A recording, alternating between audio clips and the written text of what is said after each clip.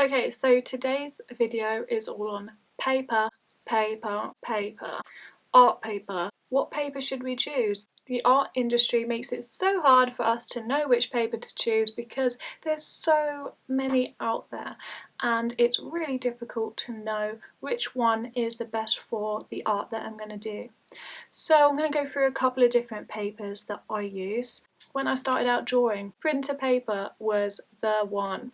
It's a bleach white paper. It's probably the whitest paper that you can get, which is great because I am always looking for the whitest paper that I can find. However, it is so thin, it is not great to use for art in general. When you're starting out, printer paper is the best kind of paper to practice on. It's readily available and it's cheap. So I'm not saying it's not a great product to use. However, when you're doing professional art or when you're doing commissions, please try not to use printer paper. Right, on to sketching paper. Now the first was a sketchbook that I bought from Hobbycraft. It was Daler Rowney heavyweight fine grain paper. Because it's heavyweight, you can take on more pencil, if you know what I mean. So if you're layering your pencils, if you're blending, if you're using a blending tool, then it's a great paper because it's heavy, it can take on more product. So I do have the Daler Rowney heavyweight paper here, and I thought I would show you some examples of drawings that I did using this paper, and also showing you the difference next to other kinds of papers. So this is one that I did. It is kind of a made up image really. I drew the horse first and then added the wings. It's kind of like Pegasus, I guess. So I think you can see the grain of the paper there. It has got a grain, which is why I prefer to use the smoother paper. Here's another one I did, and I've got one Danica Sprawl. So this was done with cartridge paper. It's a very white paper, which I love, and I'm just going to show you this against this. So the colour is different. This one is slightly yellower. Show you there. And this one is just a lot smoother. It does shine obviously because it picks up the pencil, but this one is, the blending is a lot smoother, so that's why I prefer using the smoother paper, smoother white paper when drawing especially. On to my most favourite paper for sketching. It is Strathmore Bristol 300 series. A lot of people recommend this paper when drawing. I actually have the pad here, so I use this paper a lot. It's my favourite because it's the smoothest surface that I've been able to find. I will show you the grain. This is what it looks like. It is so smooth. I love it. It's fairly thick, £100. It says for use of pen and ink. I don't have an example right now, but I will just clip in some pictures of drawings that I've done using this paper and how I've managed to get such a smooth finish. I love also using charcoal on this, so I will draw a picture, sketch a little bit, and then I'll use powdered charcoal to really get that smooth finish. The charcoal sits really well on it. So that's my favourite for sketching on. Now on to watercolour paper.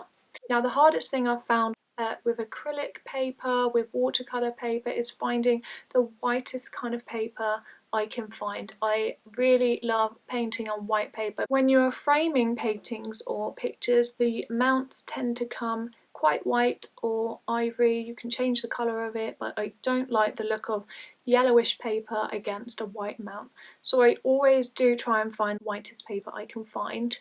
Now with watercolour, this is actually one of my favourite. It is the whitest paper I've found. It's kind of ivory, like silvery almost, but I really love this pad. It is 230 GSM acid free.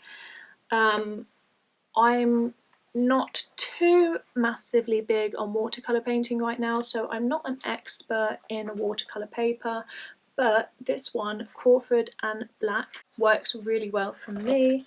I've been trying to find an example in the pad.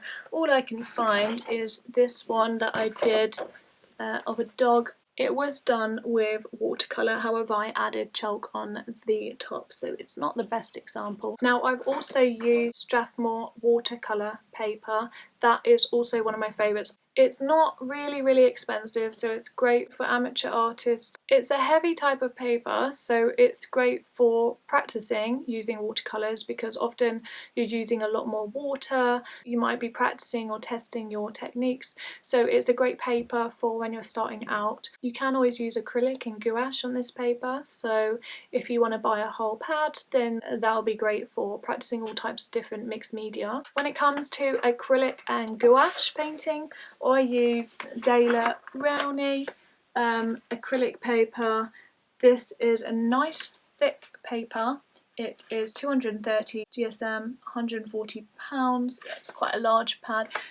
You can use pencil, ink, and acrylic gouache, pretty much anything on this paper. It's got a nice tooth grain to it. It almost looks like woven canvas fabric. It's quite smooth. It doesn't feel super rough. So this is one I did using that paper. I will see if I can show you. Hopefully you can get a good idea there of how the paint looks on the paper. It shows the paint up really nicely. It's really nice and bright, as you can see. It gives you a chance to layer up the paint because it's quite thick.